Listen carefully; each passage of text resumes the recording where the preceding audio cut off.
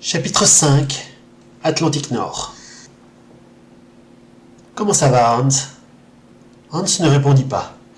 Il n'avait pas prononcé un mot depuis presque une semaine. C'est ta première affectation dans le sous-marin, n'est-ce pas? Poursuivit le capitaine. Ce n'est pas facile, même pour les adultes. Alors pour un gamin de 15 ans, c'est un vrai calvaire. Il y a le bruit des moteurs qui ne s'arrête jamais, l'absence de lumière, la nourriture qui pourrit et qu'on doit quand même manger, parce qu'il n'y a rien d'autre, la promiscuité, même pour moi et les officiers, et pourtant nous en avons eu d'autres, on ne s'habitue jamais vraiment. Mais il faut s'accrocher et pas rester dans son coin.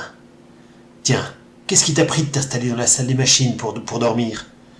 C'est l'endroit le plus inconfortable du bateau, et en plus t'as pris un coup de froid. Hans renifla bruyamment, mais aucun son ne franchit ses lèvres. Mais j'ai pensé à toi, reprit le capitaine. C'est un grog, et ça va te remettre sur pied. Tu n'as pas à t'inquiéter, c'est juste du miel et du rhum. C'est chaud, alors bois lentement. Il déposa le bol entre les mains du jeune matelot. Bois, c'est un ordre. Hans obéit de manière mécanique. Une telle docilité de quelqu'un qui s'obstinait à refuser de communiquer avait quelque chose de réellement inquiétant. Mais Bernard Hammerschmidt savait ce qu'il faisait. Le grog ne contenait pas seulement du rhum et du miel, mais aussi un cocktail de tous les alcools forts qu'il avait pu trouver. Ça réchauffe les entrailles, pas vrai? Oui, capitaine, répondit Hans, ça réchauffe. Bernard avait gagné, ou du moins, il avait toutes les raisons de le penser. Après le premier mot, il savait qu'il serait beaucoup plus facile d'obtenir des phrases entières. Et il y avait beaucoup de choses qu'il voulait évoquer avec Hans. Mais il savait aussi qu'à la moindre erreur, Hans retomberait dans son mutisme, et montrer son impatience, c'était justement l'erreur à ne pas commettre. Maintenant, fit-il, tu vas pouvoir reprendre ta place auprès des autres, au lieu de te cacher dans l'endroit le plus humide du bateau. Parce que, mine de rien, tu finiras vraiment malade si tu continues comme ça. Il attendit, et, comme il l'espérait, Hans se décida enfin à parler. Vous savez, j'ai pas vraiment voulu me cacher. C'est les autres qui m'ont chassé l'autre nuit. Parce que j'ai fait un cauchemar et j'ai crié pendant mon sommeil. Et tu rêvais de quoi? Je ne me souviens plus. Hammerschmidt était certain qu'il mentait. Évidemment, répondit-il, on ne se souvient jamais de ses rêves au réveil. Moi aussi je faisais des cauchemars au début de la guerre, et je m'en souvenais pas le matin. Mais je me souviendrai toute ma vie des événements qui les ont précédés. C'était pendant la bataille de France. Nous devions percer la poche de Dunkerque pour empêcher les Anglais d'embarquer leurs troupes. Mais une division d'infanterie française barrait le passage. Je commandais une compagnie de fusiliers marins et nous devions les prendre à revers. Nous étions plus nombreux, plus frais également, car ils avaient combattu 3 jours sans le moindre répit. Mais ils ne lâchaient pas, malgré les tirs d'artillerie et leurs pertes qui devaient être énormes. Finalement, on a compris qu'ils étaient à court de munitions et on a chargé. C'était en juin 1940. Le 2 juin, j'oublierai jamais cette date. Ils n'avaient presque plus de cartouches, mais ils se battaient encore, et ils nous ont tendu une embuscade. L'un d'eux s'est jeté sur moi, avec un couteau, et il a essayé de m'égorger. Instinctivement, j'ai saisi son bras, je n'ai pas eu le temps de tirer. J'ai réussi à lui arracher son arme des mains, et à la lui planter dans le ventre. Mais il s'en est fallu de peu que ce soit moi qui y passe. Eh bien, crois-moi si tu veux, mais pendant 3 semaines, je me réveillais la nuit en hurlant comme un possédé, et dans mes cauchemars, je revoyais son visage. Avec de grands yeux ouverts, fit Hans, d'un air sombre, et qui vous regarde fixement, sa bouche qui s'ouvre et qui vomit un flot de sang. Ouais, mon gars, c'est exactement comme ça. Je t'avais déjà raconté cette histoire? Non, répondit Hans. Mais quelqu'un qui meurt d'un coup de couteau dans le ventre, c'est à ça que ça ressemble, non? Oui, c'est à ça que ça ressemble. Tu en as déjà vu? Hans ne répondit pas. Il regardait ailleurs. Si tu fais encore des cauchemars, reprit le capitaine, je dirai 2 mots au gars pour qu'il te laisse tranquille. Et puis je vais te donner une couverture de plus. Au fait, qui t'a chassé du dortoir? Le caporal Gutermann. Kurt Gutermann. Une vraie tête de pioche, celui-là. Mais ne t'inquiète pas. Je lui parlerai en privé, et lui aussi te laissera tranquille. Le capitaine se leva et, après avoir gratifié Hans d'une tape amicale sur l'épaule, repartit vers la passerelle. Il savait qu'il n'obtiendrait pas d'autres renseignements, mais il avait déjà un plan en tête. Le sous-marin était en surface, au large du Groenland. 4 hommes étaient dans la baignoire, Ainsi nommait-on cette tourelle d'observation d'où il pouvait scruter les alentours à la recherche d'une cible. Hammersmith était l'un d'eux. Monsieur Sadler, fit-il en s'adressant à son second, lors de ma dernière inspection du bateau, il m'a semblé entendre un bruit inhabituel vers l'avant, et je me suis demandé si nous n'avions pas heurté quelque chose lors de notre dernière plongée. Vous avez fait une inspection ce matin? Vous n'avez rien remarqué d'anormal? Non, capitaine, je n'ai rien remarqué. Mais si j'avais su qu'il y avait quelque chose, j'aurais certainement été plus attentif. Il faut toujours être attentif, monsieur Sadler. C'est pour ça qu'on appelle cette corvée une inspection. Mais ce n'est pas grave, puisque nous sommes en surface. Nous allons jeter un coup d'œil. Gutterman, voulez-vous m'accompagner vers l'avant? Vous êtes un excellent mécano, et s'il y a effectivement des dégâts, vous le verrez certainement mieux que moi. Moi, capitaine, fit Gutterman, en hésitant. À vos ordres, bien sûr.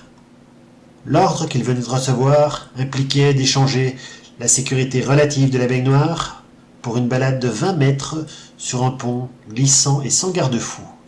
Or, Gutterman était notoirement sensible au vertige, et c'était un sujet de plaisanterie dans l'équipage. Ils se dirigèrent vers l'avant du navire. Gutterman avançait, lentement, comme s'il craignait de tomber à chaque pas. « Allons, Kurt, fit le capitaine, nous n'allons pas y passer la journée. » Gutterman fit quelques pas d'un rythme plus rapide, mais guère plus assuré.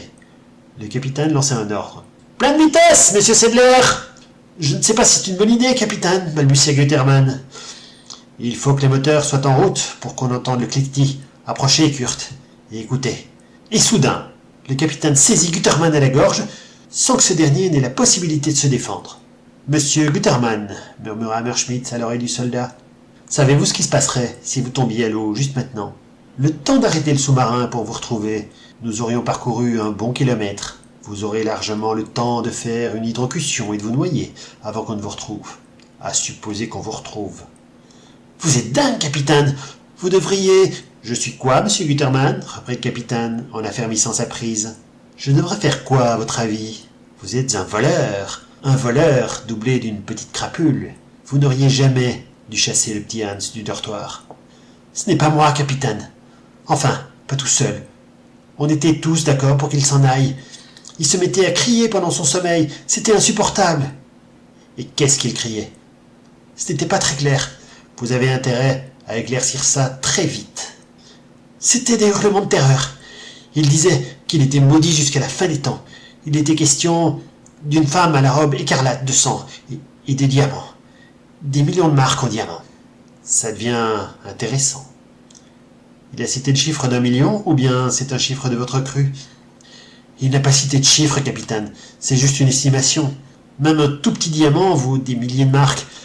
Et dans son cauchemar, il parlait d'une robe recouverte de diamants. Il devait forcément y en avoir beaucoup. » »« C'est sacrément intéressant. Un gamin fait un cauchemar particulièrement sanglant, et la première chose qui vous vient à l'esprit, c'est de calculer la valeur des diamants qu'on y trouve. Avec vos antécédents, ça ne devrait pas m'étonner. C'est bon, Gutterman. Vous avez gagné le droit de rester en vie quelques jours de plus. » Il relâcha son étreinte et fit signe à son lieutenant. « Arrêtez les machines, monsieur Sadler. Mon nuit m'a joué des tours, il n'y a rien d'anormal. Monsieur Gutterman et moi, nous allons scruter les alentours pendant 10 minutes. » Le capitaine retourna dans la baignoire. Gutterman le suivit en chancelant. Il avait commis une lourde erreur en donnant le chiffre où il estimait les diamants. Mais l'idée qu'une telle fortune était presque à portée de main lui torturait la cervelle depuis son entretien avec Ludwig. « Dites-moi, capitaine, osa-t-il demander, pourquoi n'avez-vous pas interrogé Karl Weiss? Il était à terre, avec eux, et s'il s'est passé quelque chose, il aurait dû le voir. Je l'ai interrogé et il n'a rien vu de particulier. Le sorcier l'a éloigné sous prétexte de faire le guet, et il n'a rien vu, rien entendu. C'est rudement bizarre, non? Avoir un type pareil avec soi, et lui demander de faire le guet quand on a un gamin qui ne sait rien faire d'autre. Oui, c'est bizarre, admit Hammerschmidt. Mais vous aussi, vous êtes bizarre, mine de rien. Vous êtes loin d'être un lâche, et pourtant, la perspective de marcher le long du bâtiment vous terrifie. Un mauvais souvenir, j'ai pas envie d'en parler. Allons, Kurt. Vous pouvez bien me le dire, ça restera entre nous. Eh bien, c'était pendant la campagne de France. J'étais dans l'infanterie. Les ennemis reculaient sans arrêt et on passait plus de temps à marcher qu'à combattre. Et tout à coup, on reçoit l'ordre de se regrouper et d'attendre. La progression était stoppée net alors qu'il n'y avait aucune résistance en face de nous. On ne comprenait pas, mais Ça nous arrangeait, parce qu'on en avait ras les guiboles. Pendant qu'on fait mouvement, une colonne de Panzer nous dépasse. Et notre lieutenant leur fait signe comme s'il faisait de l'autostop. Et il s'arrête. Alors on est tous montés. Et moi aussi, sur le blindé de tête. On était debout sur les blindés parce qu'il n'y avait pas assez de place pour s'asseoir. Il y a eu un virage et j'ai perdu l'équilibre. Je me suis relevé et j'ai couru derrière mon char pendant que les copains se foutaient de moi. Il n'y a vraiment pas de quoi être traumatisé. Sauf que je l'ai jamais rattrapé. Il s'est engagé sur le grand pont et le pont a sauté. Avec les 2 premiers chars et tous ceux qui étaient dessus. La moitié de ma compagnie. Et j'aurais dû y être. Eh ben, vous avez eu de la chance, Kurt. Vous devriez bénir votre bonne étoile, au lieu de trembler chaque fois que vous devez monter sur un véhicule. Je sais, capitaine, mais c'est plus fort que moi. Chaque fois qu'on me demande de monter sur un blindé, au-dessus d'un train, ou de n'importe quel véhicule, découvert et en mouvement, je panique et je perds tous mes moyens. C'est ridicule et j'y peux rien. Bon, je présume que nous avons tous nos petites faiblesses, conclut le capitaine. Vous avez les vôtres, Hans a les siennes. Et à ce propos, je l'ai autorisé à revenir au dortoir de la salle des torpilles. Et vous allez veiller à ce que personne ne le mette dehors. Il est sous votre protection maintenant.